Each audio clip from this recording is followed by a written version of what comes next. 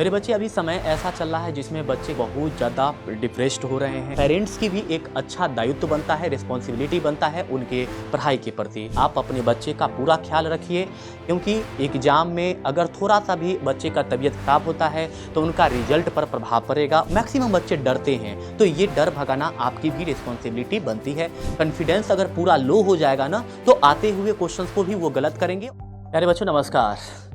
मेरे बच्चे आज मैं स्पेशली आप लोगों से बात करने के लिए आया हूं, और साथ में आप लोगों के जो माता पिता हैं उनसे भी मैं एक आग्रह करने के लिए आया हूं, यानी कि अनुरोध करने के लिए आया हूं।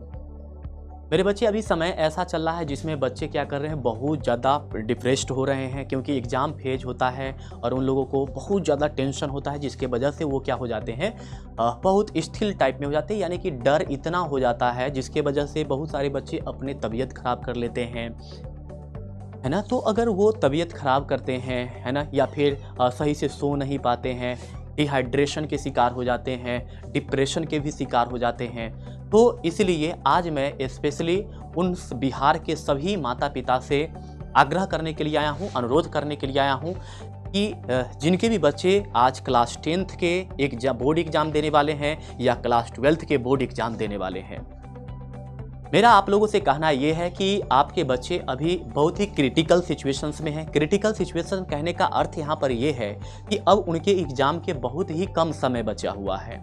मैं अगर 12th की बात करूँ तो बहुत ही कम समय बचे हुए हैं, 10th की बात करूँ तो थोड़ा सा उससे ज़्यादा समय है, लेकिन वो लोग अभी बहुत बच्चे हैं। आप लोग उन्हें मोटिवेट करिए, है ना, उन्हें पोटेंशियल करिए। हम लोगों से जहाँ तक होता है वो हम लोग करते हैं, बच्चों को पूरा मोटिवेट करते हैं क्लास में।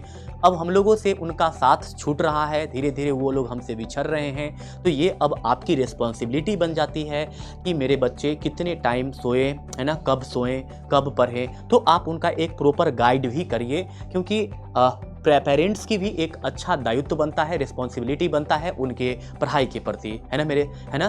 तो इसलिए हम आप लोगों से यह आग्रह करने आए हैं कि आप अपने बच्चे का पूरा ख्याल रखिए, क्योंकि एग्ज़ाम में अगर थोड़ा सा भी बच्चे का तबीयत खराब होता है तो उनका रिजल्ट पर प्रभाव पड़ेगा, उनका रिजल्ट खराब हो सकता है। तो आप सभी इनका प्रॉपर तरीके से ध्यान रखिए। प्रॉपर तरीके से ध्यान रखने का मतलब ये है कि इन्हें अच्छे डाइट दीजिए कुछ दिनों के लिए, है ना, अच्छे डाइट दीजिए, इनके खाने पीने का ध्यान रखिए, है ना, बॉडी हाइड्रेटेड रहना चाहिए, डर नहीं होना चाहिए। मैक्सिमम बच्चे डरते हैं, तो ये डर भगाना आपकी भी रिस्पॉन्सिबिलिटी बनती है। हम लोग तो उन्हें बताते ही हैं कि जब एग्ज़ाम हर हाल में ही देना है तो डर करके रिजल्ट ख़राब क्यों करना है, नहीं करना है। तो हम लोग को क्या करना है, पूरी तरीके से अपने हिम्मत बना करके रखना है और तब जा करके वहाँ पर बोर्ड एग्जाम देना है, क्योंकि कॉन्फिडेंस अगर पूरा लो हो जाएगा ना, तो आते हुए क्वेश्चंस को भी वो गलत करेंगे और इनका परिणाम जो मार्च में देखने के लिए मिलेगा, ये पूरा ही गंदा परिणाम देखने के लिए मिलेगा, क्योंकि उनकी लेवल कुछ और है और डर के वजह से लेवल कुछ और हो जाएगा, डाउन हो जाएगा।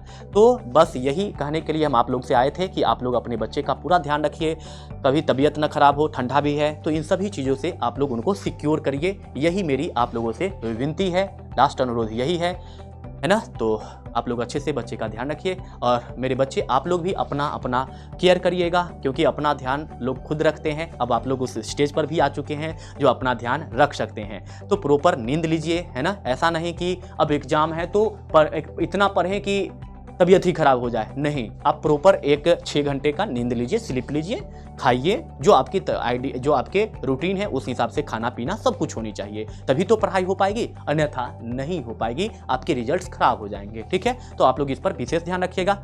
मिलते हैं आप लोगों से फिर किसी दूसरे वीडियो में, तब तक के लिए बहुत बहुत धन्यवाद।